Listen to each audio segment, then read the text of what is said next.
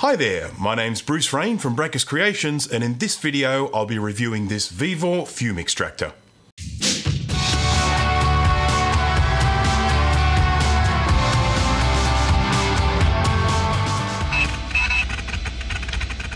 I do a lot of electronic hand soldering, which is lots of fun but also can be a bit hazardous. The heat is one of the obvious hazards, but the other is toxic fumes from the solder and flux. For that reason, fume extraction is an absolute must to protect your health. I generally recommend that anyone who solders as a hobby or for doing repair work should have some form of fume extraction. The cheapest option is something like this. My opinion of these is that they are better than nothing, but they provide minimal filtration and generally just move the fumes around, but they are cheap. Something with an articulated hose, a powerful fan and some decent filtration is preferred. But in the past, these sorts of fume extractors have been prohibitively expensive. Ridiculously expensive. I investigated buying one locally and that price is not a mistake. So when I saw this more affordable Vevor fume extractor, I decided to test it out.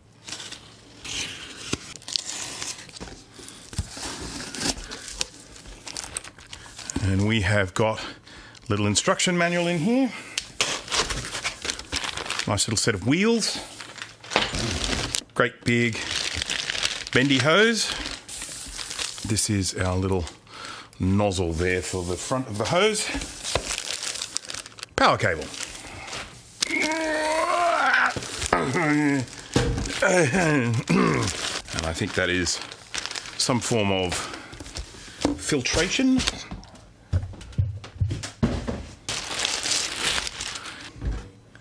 There we go.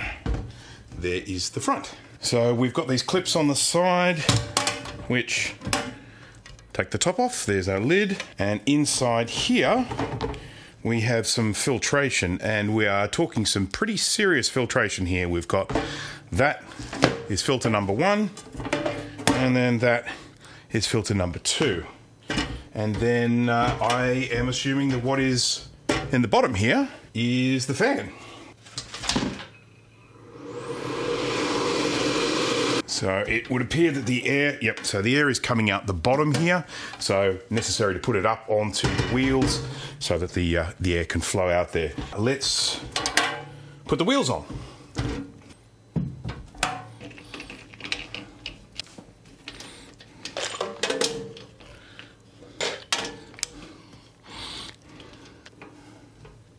Nice little spanner included.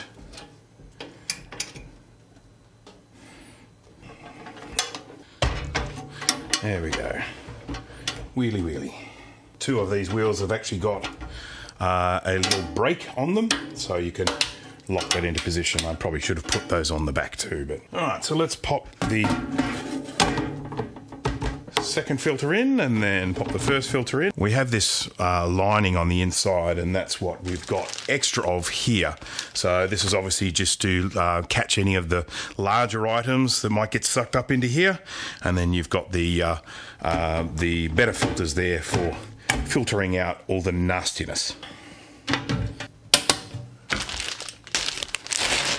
It has enough reach on it to get up to any desk that you might be on. It is huge. This is sitting on the table and this almost reaches the ceiling. All right, so I'm going to pop this down on the floor now, and so we can just see what the extraction is like through this hose. So that is now on the floor. This is a standard height table, so as you can see, there's absolutely no issue here with getting this where you need it to go.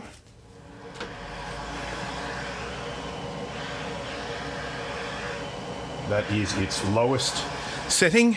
That's on its highest setting at the moment. I have to say that the unit itself is actually quite quiet.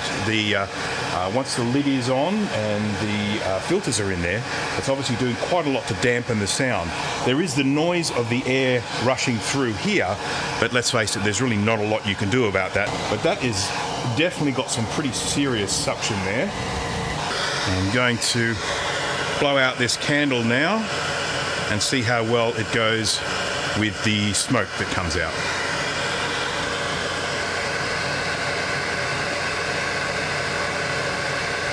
Okay, time to have a look inside. One thing that I have observed is it is really solidly made, so that's a good thing. We've got our first filter, we've got our second filter, and then we have this plate with screw holes, and there's a gap underneath that plate, so the air is obviously being sucked around the outside. So it comes in through the top hose, in through the filters, and then down around underneath here. So let's go and have a look and see what it looks like under there. Okay. And another really rock solid piece of metal there, so that's great. Okay, so I can see this is the fan here. If I just tip that up, you might get a slightly better view of it. But that is the fan there, the actual fan blades there. That's not surprising, it's got a 150 watt motor driving it, because that is a pretty substantial fan blade setup there. And I think now we should probably take a look at it from the other side. Bum, bum, bum, bum, bum, bum, bum, bum. Okay, we've got a little metal cover here and the little grill there, and so the air can flow around the side of that. And then inside here, there is our motor. It's a pretty beefy motor.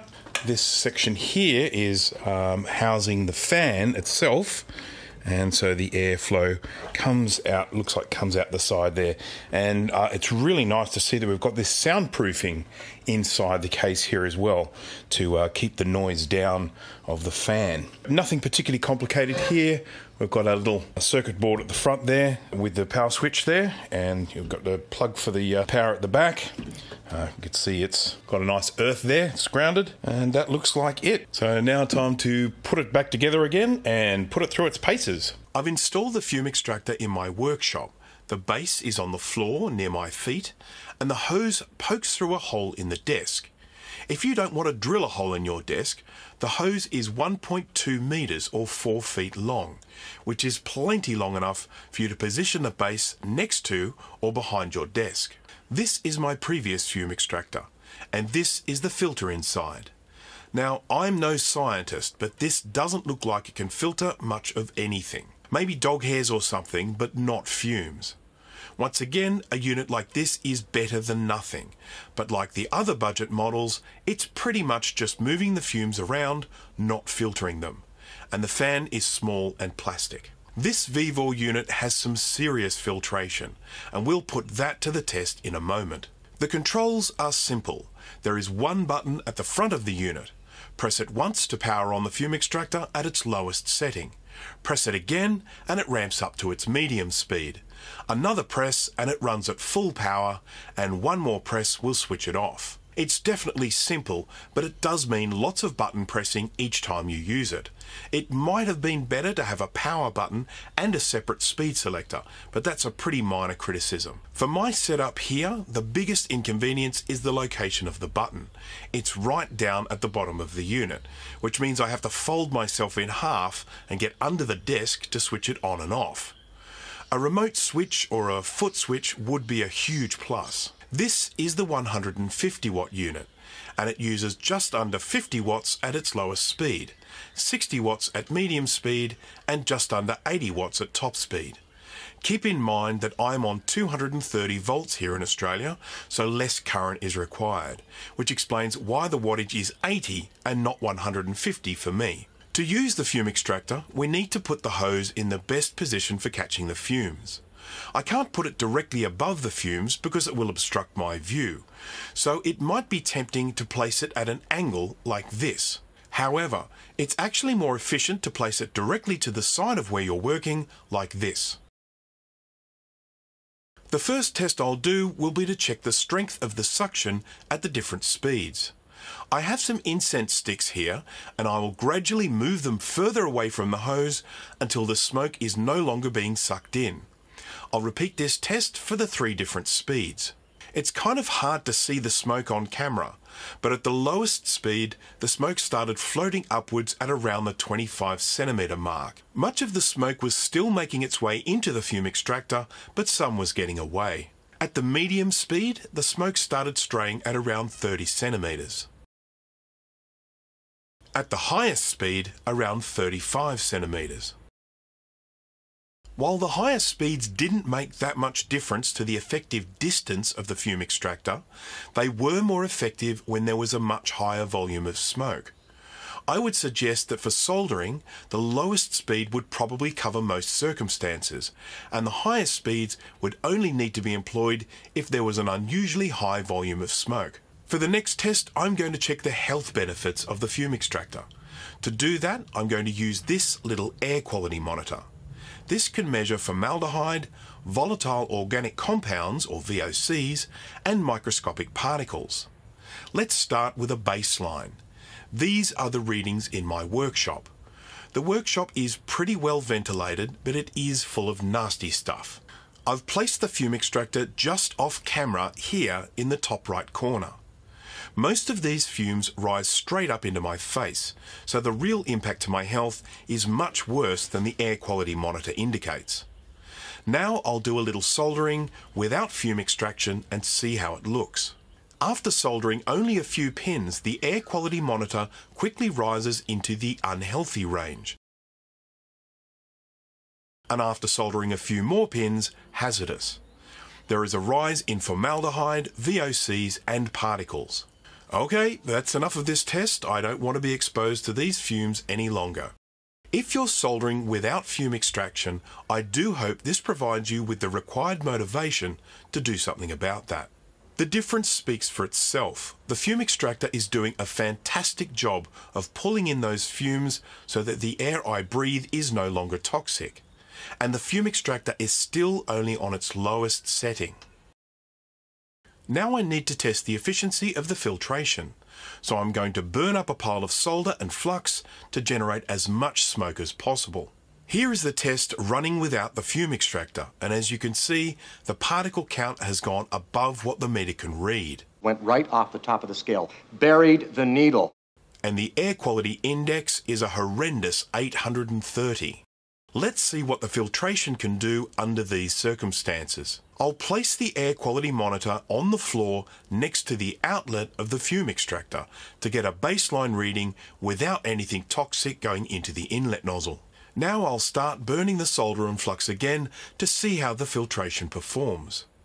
For the most part, it's sitting in the moderate range, but it just nudges into the unhealthy sensitive, with the AQI peaking at 102, then dipping back down again. So a few microscopic particles sneaking through, but very little change in the VOCs or formaldehyde. So even when I deliberately created an obscene amount of smoke, the filtration managed to take it from an AQI of 830 down to 102, and that's right next to the fume extractor outlet. The last test I need to do is for noise. I'll test the decibels at the base unit and at the nozzle. The sound at the nozzle is caused from the movement of the air, and given how much air this unit moves, there's not much that can be done about that without changing the laws of physics. Here are the results at the 3 different speeds. There's no doubt it gets pretty loud at the nozzle on its highest setting, but it's no louder than any other fume extractors I've tried. Compared to a vacuum cleaner, it's significantly quieter. So, how does this fume extractor stack up? Well, the first thing that struck me about this unit is how solidly it's made. The frame is metal, the fan blades are metal, it has a powerful motor, and the flexible hose is a good length and robust. There are 3 stages of filtration, which I've demonstrated to be very effective. Replacement filters can easily be sourced. This model is the XF250, and a quick Google search reveals a number of places selling them. The controls are simple, but for my purposes it would be nice if they were accessible via the hose or a foot switch, or even a little higher on the base unit. I'm getting too old to crawl under my desk. It will come as no surprise to those who know me that I have actually made my own mod to this unit to add a remote switch mounted on the top of the hose. Fume extractors make noise, that's unavoidable. There's no way of stopping the sound of air rushing into the nozzle, but the sound from the base unit of this fume extractor is minimal, given how much power it has. I should mention that this is the 150 watt unit, and there is a smaller 100 watt unit called the XF180. It has a smaller base but the same 1.2 metre hose and the same solid construction. For my purposes, I think the 100 watt unit would be sufficient, but the price difference between them is negligible, so for a few dollars more, I'd just go with the extra power. So I have no hesitation recommending this fume extractor. It's easily the best I've seen in this price range. I hope this video has demonstrated not just how good this unit is, but also how important it is to have fume extraction in the first place. A big thank you to Vevor for sending me this unit. I did receive it for free, but I have not been paid for my opinions.